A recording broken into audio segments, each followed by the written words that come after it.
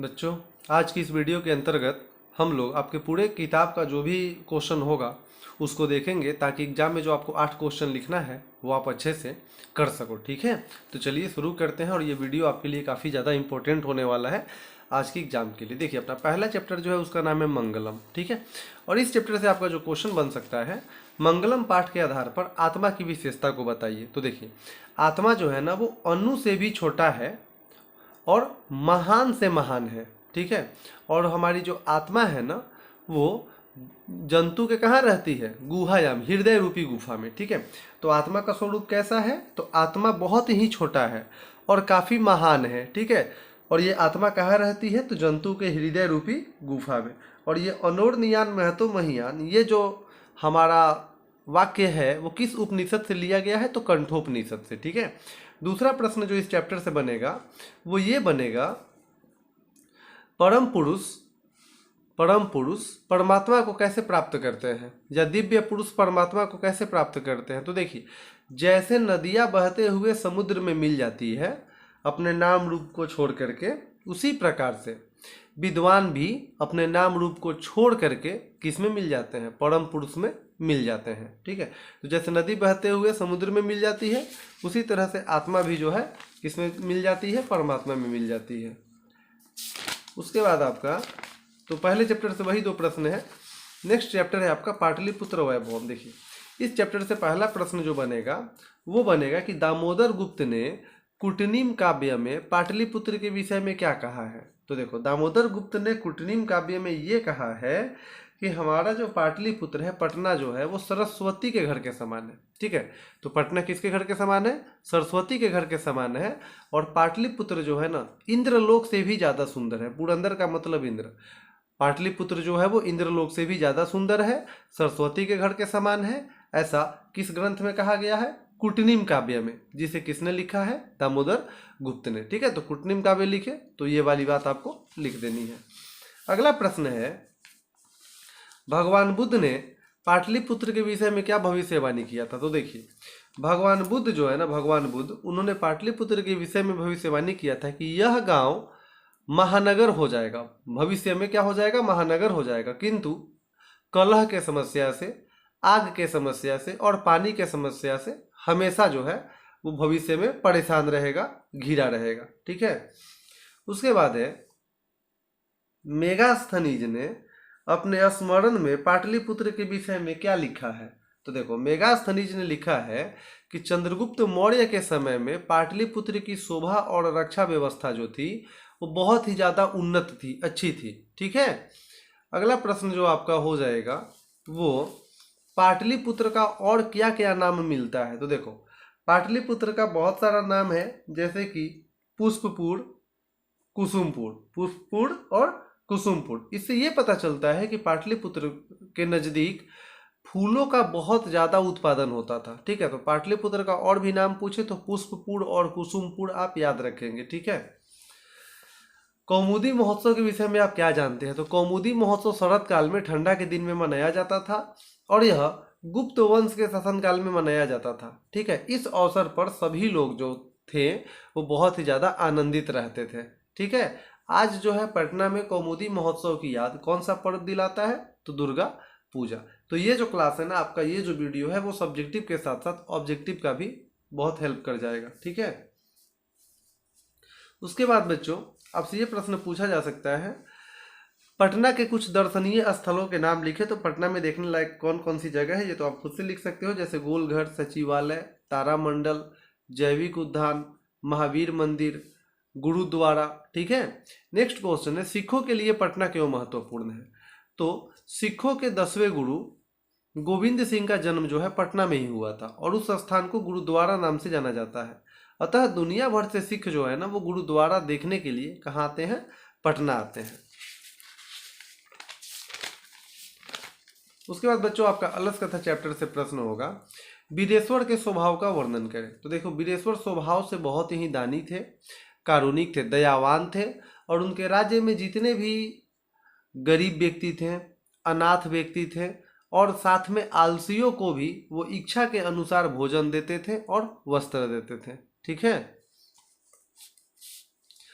Next question है आपका,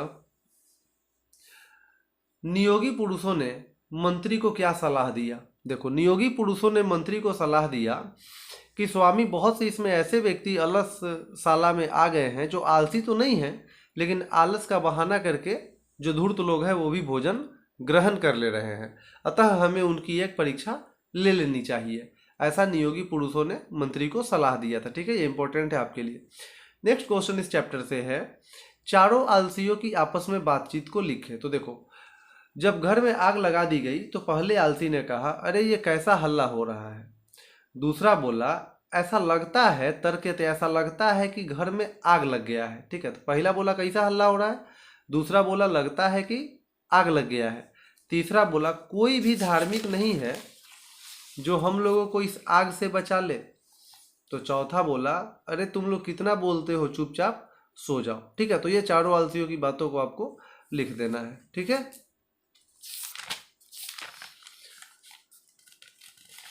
उसके बाद जो आपका चैप्टर है वो है संस्कृत साहित्य लेखिका। देखो, इस चैप्टर से आपका जो क्वेश्चन बनेगा वो बनेगा, संस्कृत साहित्य के संवर्धन में स्त्रियों का क्या योगदान है।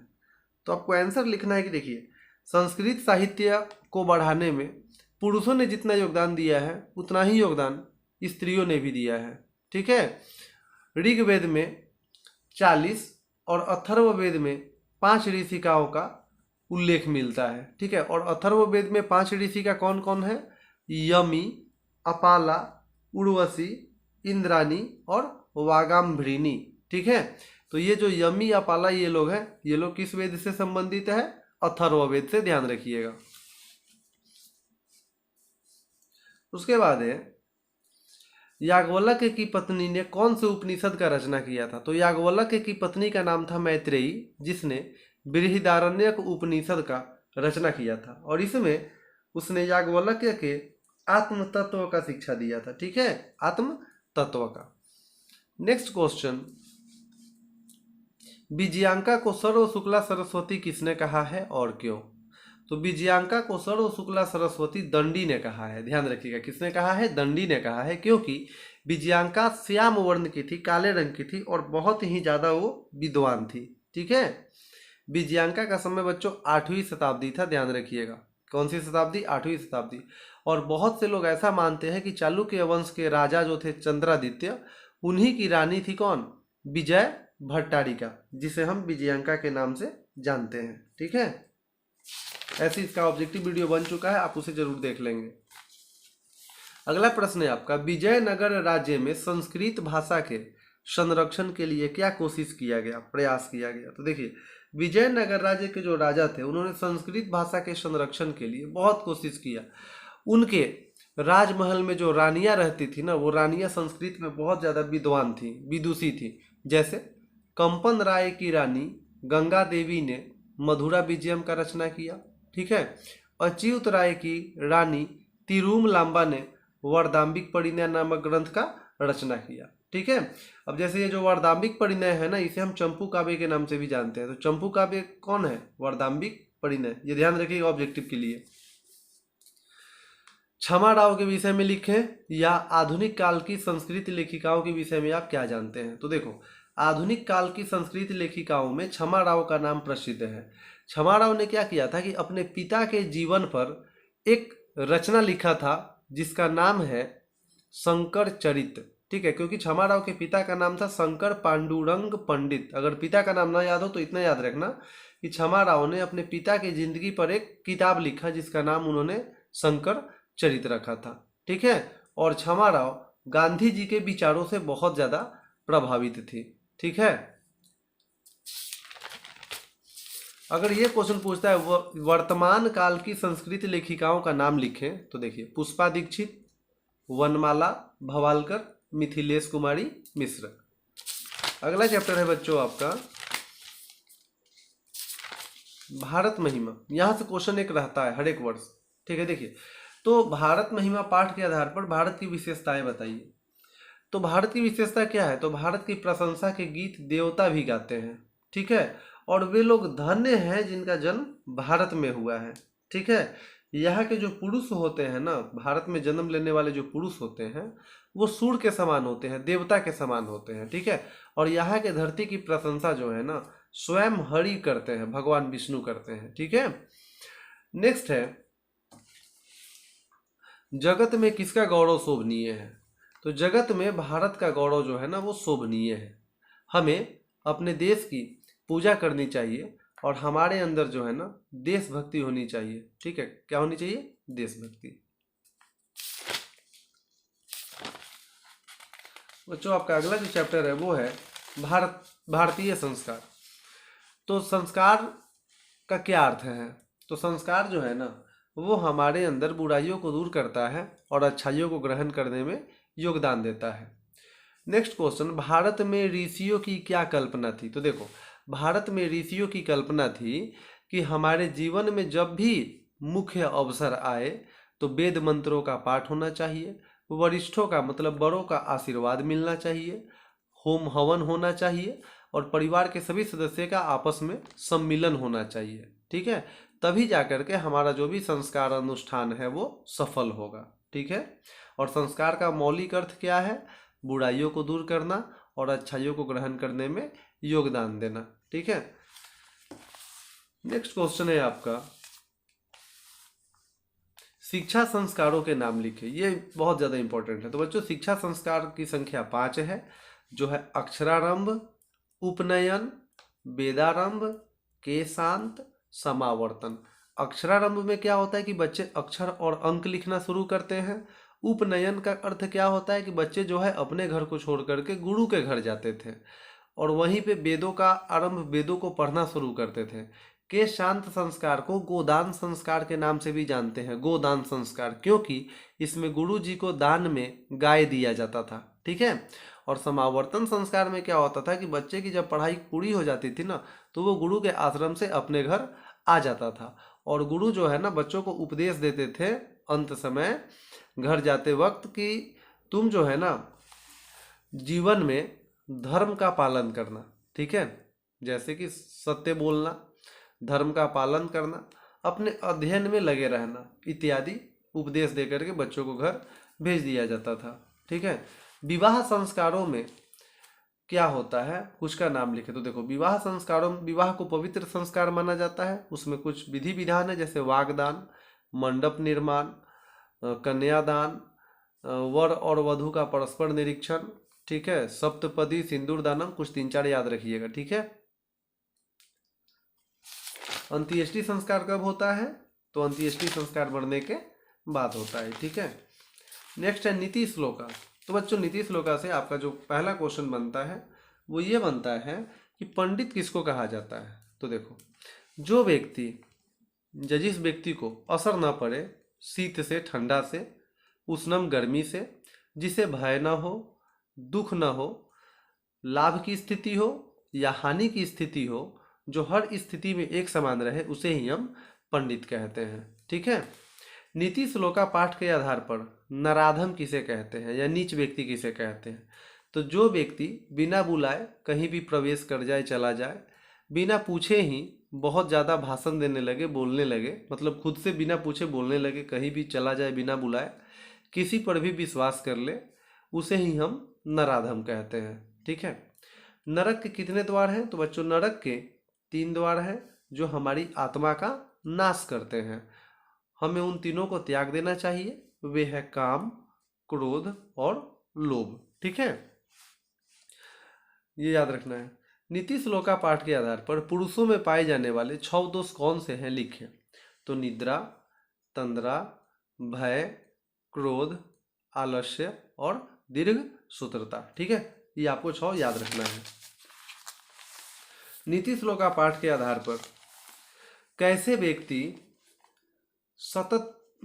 व्यक्ति जो है वो दुर्लभ है, या तो ये क्वेश्चन पूछ दे, या नीति श्लोका पाठ के आधार पर सतत प्रियवादी किसे कहा गया है। तो देखो, वैसे व्यक्ति जो हमेशा मीठा बोले, ठीक है, हमेशा कैसा बोले? प्रिय बोले, मीठा बोले, वो लोग सुलभ हैं, हमेशा आसानी से मिल जाते हैं। लेकिन जो बात हमारे कल्याण की हो और सुनने में अच्छा न लगे, ऐसा बोलने वाले और ऐसा सुन करके चुपचाप रह जाने वाले दोनों दुर्लभ है। ठीक है, नीति श्लोका पाठ के आधार पर स्त्रियों की विशेषता बताएं। तो बच्चों स्त्रियों की क्या विशेषता है कि स्त्रियां पूजनीय होती है। ठीक है, स्त्रियों के पुण्य से ही जो घर है वो आगे बढ़ता है। ठीक है, अतः हमें स्त्रियों की विशेष रूप से क्या करनी चाहिए, रक्षा करनी चाहिए, सम्मान करनी चाहिए। ठीक है, नेक्स्ट है कर्मवीर कथा। कर्मवीर कथा से हमें क्या शिक्षा मिलती है, जैसा कि आपने पढ़ा ही होगा कहानी। ठीक है, कर्मवीर कथा से हमें ये शिक्षा मिलती है कि जिस तरह से राम प्रवेश राम के पास कोई भी सुविधा नहीं थी, ठीक है, तो जब राम प्रवेश राम सभी बाधाओं के बावजूद एक उच्च पद को प्राप्त कर सकते हैं, तो यदि हम भी अपनी मंजिल निर्धारित कर ले, अपना लक्ष्य निर्धारित कर ले और आगे बढ़ते रहें, तो हम भी सभी बाधाओं को पार करके अपने लक्ष्य को जरूर प्राप्त कर लेंगे। यही हमें कर्मवीर कथा से शिक्षा मिलती है। ठीक है, नेक्स्ट क्वेश्चन जो है वो ये है, राम प्रवेश राम ने उच्च स्थान कहाँ प्राप्त किया। तो बच्चों, राम प्रवेश राम ने केंद्रीय लोक सेवा की परीक्षा में ना उन्नत स्थान प्राप्त किया था। किस वजह से, अपने व्यापक विषय ज्ञान की वजह से।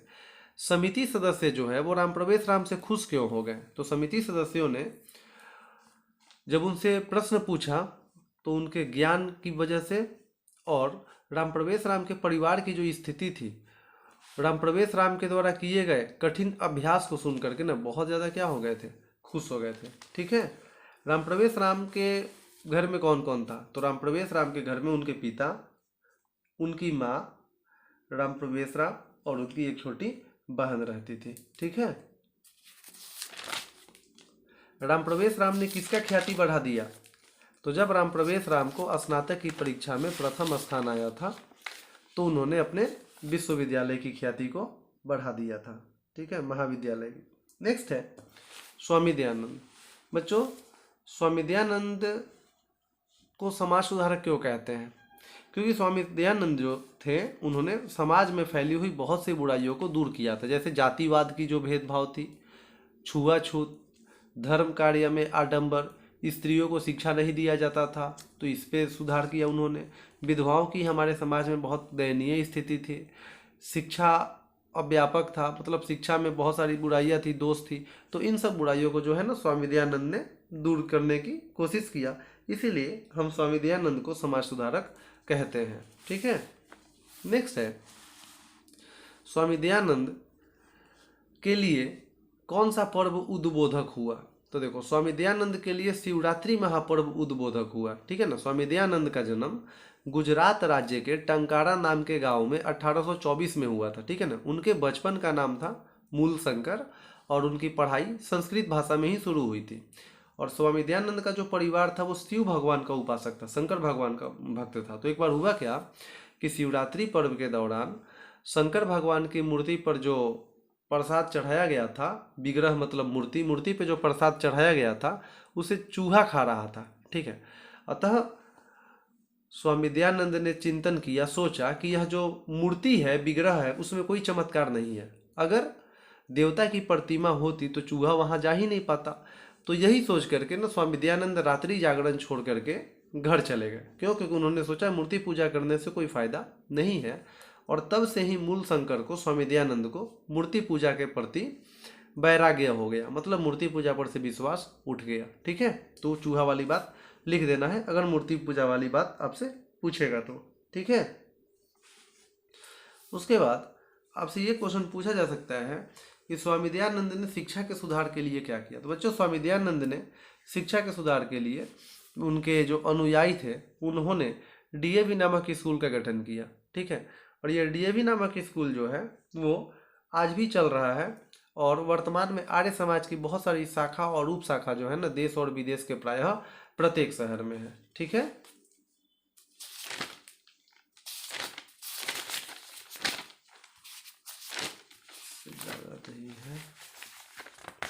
हाँ, कर्णस्य दानवीरता, तो सॉरी, व्याघ्रपथी कथा।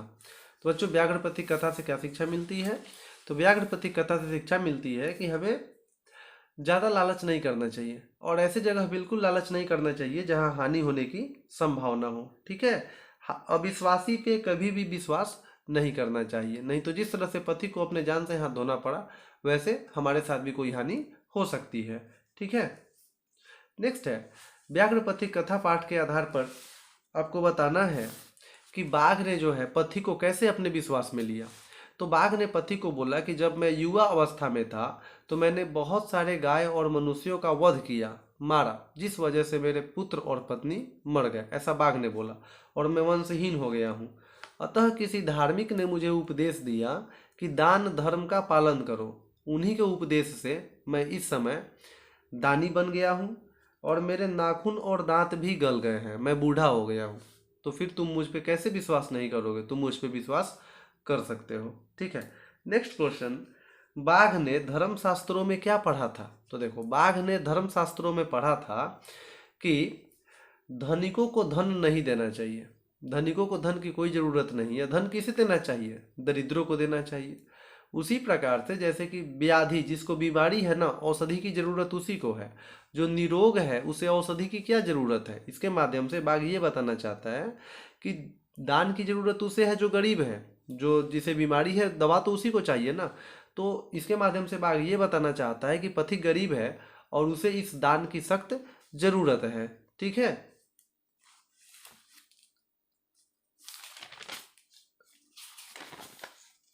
कर्णस्य दान वीरता।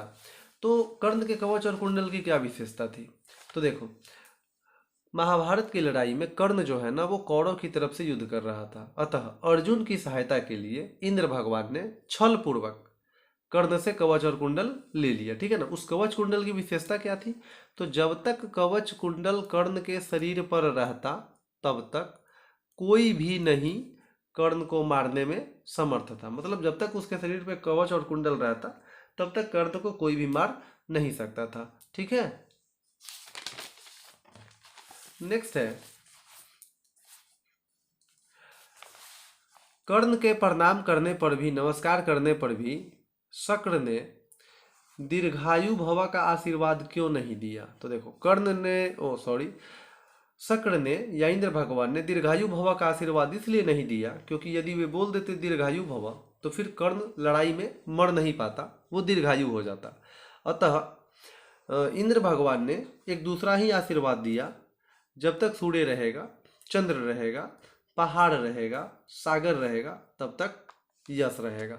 ठीक है, नीति श्लोका कर्णस्य दानवीरता पाठ के आधार पर राजा का, कर्णस्य दानवीरता पाठ के आधार पर राजा का वैभव का वर्णन करें। तो देखो, कर्णस्य दानवीरता पाठ के आधार पर यह बताया गया है कि जिस तरह से सांप का जीव चंचल होता है ना, उसी प्रकार से राजा का भी राजपाट होता है। मतलब आज है, कल रहे या न रहे, उसकी कोई भरोसा नहीं रहती है। ठीक है, नेक्स्ट क्वेश्चन आपका होगा इस चैप्टर से,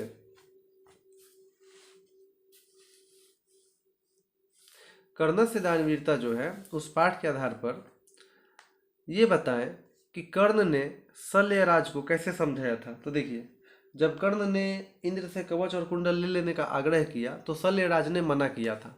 तो कर्ण ने समझाया था कि शिक्षा जो है वो समय बीतने के साथ साथ खत्म हो जाती है। बड़े से बड़ा विकसित पेड़ भी जो है, वृक्ष भी जो है, वो गिर जाता है। पानी भी एक स्थान से दूसरे स्थान तक जाते जाते सूख जाती है, लेकिन हवन किया हुआ और दान किया हुआ जो पुण्य होता है ना, वो हमेशा साथ में रहता है। ठीक है, कैसा पुण्य हमेशा साथ में रहता है? हवन किया हुआ और दान किया हुआ। ठीक है, उसके बाद बच्चों इस चैप्टर से आपका और भी कुछ क्वेश्चन नहीं है। ठीक है, कर्ण ने सबसे पहले क्या देने का इच्छा किया था? तो कर्ण ने सबसे पहले गाय देने का इच्छा किया था, जिसे शक्र ने यह कहने से इनकार कर दिया था कि मैं थोड़ा सा क्षीर मतलब दूध पीऊंगा, मुझे ये नहीं चाहिए, कर्ण नहीं चाहिए। ठीक है,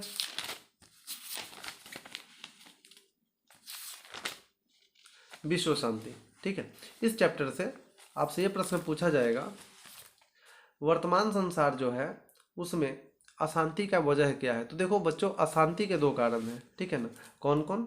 द्वेष और असहिष्णुता।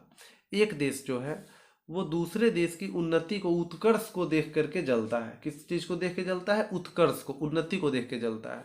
और उस देश की उन्नति को नाश करने के लिए, खत्म करने के लिए हमेशा कोशिश करते रहता है। इससे क्या होता है? दोनों देशों के बीच दुश्मनी बढ़ती है। कोई देश जो है ना, कोई देश अपने अंदर के समस्या से परेशान है, तो कुछ देश जो है ना दूसरे देशों की वजह से परेशान है। ठीक है, अनेक राज्यों के बीच, मतलब अनेक देशों के बीच शीत युद्ध चल रहा है। ठीक है, और संसार का शायद ही कोई कहीं ऐसा देश हो जहां शांति का माहौल हो, सभी जगह क्या है, अशांति है। अगला जो आपका प्रश्न बनेगा वो इस चैप्टर से वो ये बनेगा कि भगवान बुद्ध ने शांति के विषय में क्या कहा था। तो देखो, भगवान बुद्ध ने पुराने समय में कहा था कि बैर से बैर को, मतलब दुश्मनी से दुश्मनी को समन करना, खत्म करना असंभव है। हम दुश्मनी को कब खत्म कर सकते हैं, दया से और मित्रता की भावना से, ठीक है, ऐसा भगवान बुद्ध ने कहा था। विश्व शांति पाठ के आधार पर लघु चेतसाम किसको कहा गया है, ठीक है, तो वैसे व्यक्ति जो अपना और पराया करते रहते हैं, जैसे यह मेरा है वह पराये का है, ऐसा सोच लघु चित्त वालों का काम है, नीच व्यक्ति का काम है। जो उदार चरित वाले हैं, ठीक है, मतलब जिनका हृदय विशाल है, जिनका मन उदार है, उनके लिए पूरा विश्व जो है, पूरा विश्व उनका कुटुंब है, उनका परिवार है। मतलब जैसे हम अपने परिवार के लिए हानि नहीं सोच सकते, अपने फैमिली मेम्बर के लिए, वैसे ही जो उदार चरित वाले व्यक्ति हैं वो दुनिया में किसी के लिए भी हानि नहीं सोचते हैं, ठीक है। विश्व शांति पाठ के आधार पर बताएं कि पूरे दुनिया में विश्व शांति का सूर्योदय कैसे दिखाई देता है। तो देखो, आज भी जब एक देश संकट काल में होता है तो अन्य देश, बाकी के देश जो है, उस देश की सहायता के लिए सामान भेजते हैं, ठीक है। तो इससे ये अंदेशा होता है कि हाँ, अब दुनिया के सभी देशों में क्या हो रहा है, विश्व शांति हो रहा है, और ये विश्व शांति का सूर्योदय के रूप में दिखाई देता है। नेक्स्ट चैप्टर है आपका शास्त्रकारा। शास्त्र का अर्थ क्या होता है, तो बच्चों शास्त्र जो है वो ज्ञान का शासक है।